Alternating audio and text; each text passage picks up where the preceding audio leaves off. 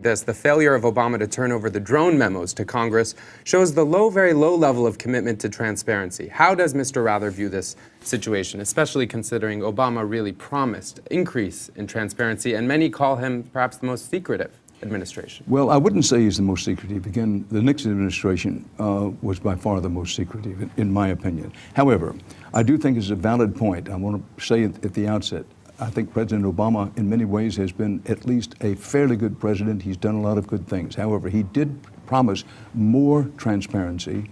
He has delivered less transparency on everything from whistleblower laws, which are very valuable to the public, and journalists in helping the public.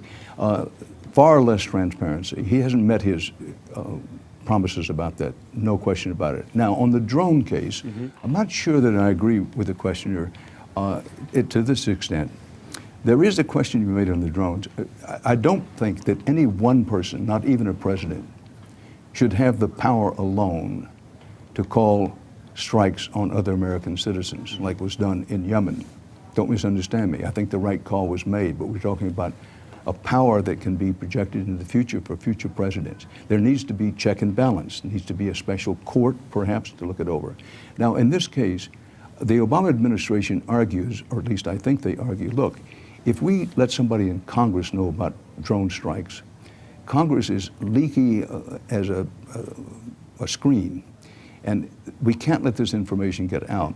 But here again is a case, I think decent intending people with common sense can work out a way to use the drone weaponry when it's appropriate to use it, and with the proper checks and balances.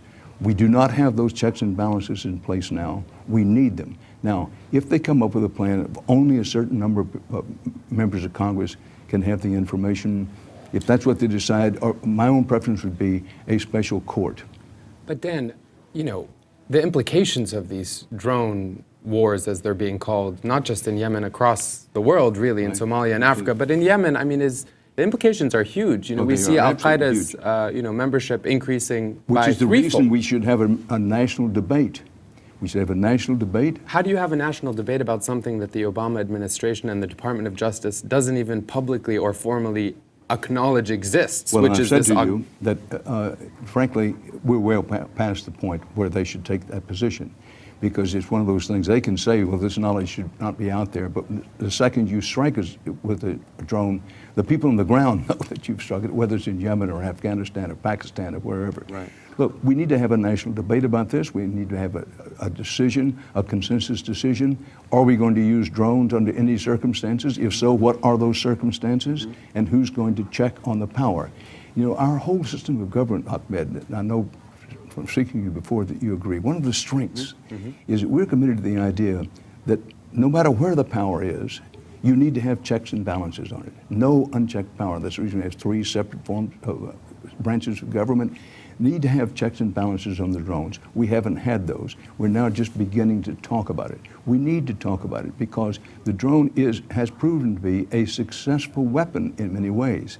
But the subsidiary effects of it, civilians hit, perhaps overused, the potential for it to be used for purposes it was never intended to be used for. Right. Do we allow police forces to use it? Do we allow state police and domestic police? All these are questions that in the secrecy that is held up to now, we didn't address. We're only now beginning a little bit to address them.